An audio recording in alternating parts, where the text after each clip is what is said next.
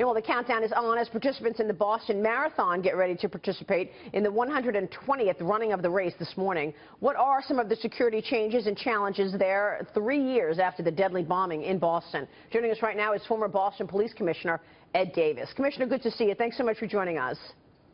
Good morning, Maria. Thank you. Is the city ready at this point, do you think? What kind of new security measures are in place since that fateful day 3 years ago?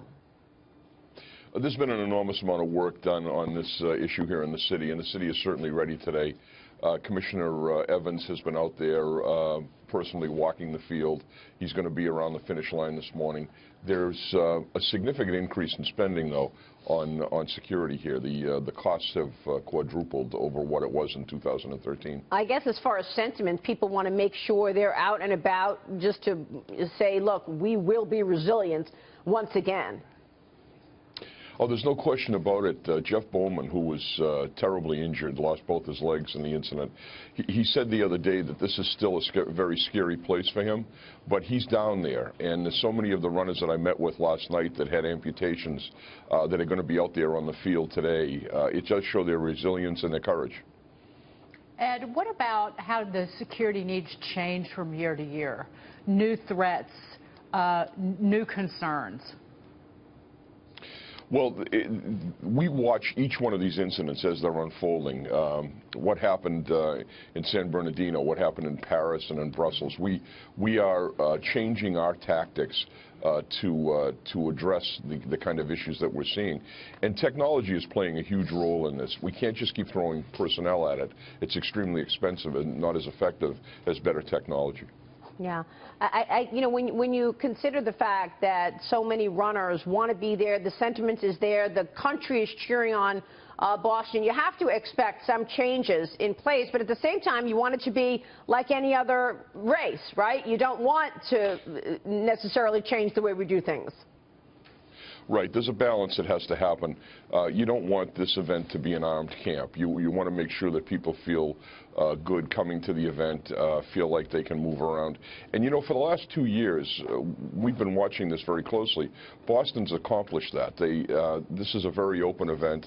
It feels, people have said to me that they feel safer, but it's not overwhelming to them, and I think that's really important. Ed, could you go over some of the safety tips that you would recommend to people that are going to be watching, and then just in general for our viewers, how to make them more alert and more safe? Certainly. You know, one of the things that they've stressed at this event is don't carry big packages, leave backpacks and big bags at home. You know, try to pay attention to the crowd, too. You know, the Department of Homeland Security teaches a run, hide, fight strategy in dealing with anything that happens. So the bottom line is, if something unusual happens, get away from it. Stop moving away from it immediately. And if something bad occurs, the best thing that you can do for you and your family is to literally put as much space between you and this incident as possible. Really good advice. Mike Murphy. Ed, speaking for New York, all of us New Yorkers will be watching Boston today and Boston Strong. You know, we're all in this together. We're all cheering for the Boston Marathon to go off without a hitch. We still hate the Red Sox, though. Don't listen to too much of that, okay? It's all right. I just want to say I think it's great what you guys are doing for the race.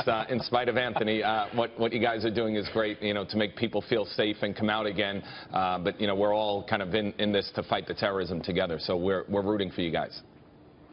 No question about it. I had dinner last night with Bill Bratton and Ricky, and we talked a lot about security in New York, and the chief was there, Jim, as well. Talked about the different things that New York has done. We're doing the same things here, so we're all working together on this issue. But what about GoPro cameras? Are you in favor of using GoPro cameras for the police department?